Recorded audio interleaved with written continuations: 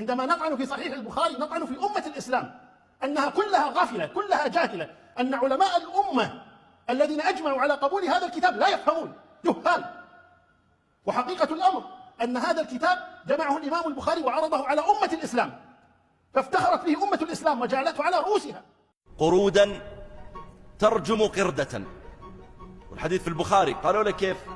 قرد كبير معه قردة صغيرة يعني أو أصغر منه، أنثى يعني، فأقبل قرد آخر فغمزها، فنظرت إليه وذهبت معه، يقول فواقعها وأنا أنظر، واقعها كما يواقع الرجل المرأة يعني، ثم رجعت فاستيقظ القرد الكبير، يقول وجعل يشمها، ثم صرخ بالقرود واجتمعوا وجعل يصرخ بهم، ثم أخذوا الحجارة وأخذوا يرجمونها. الحديث يقول أن قرد وقردة قد قام بجريمة الزنا فتم رجمهم من قبل القرود.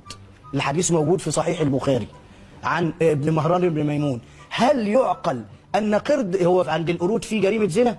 هو القرود بتوثق الزواج عشان يعرف مين القردة فلانة متجوزة القرد فلان؟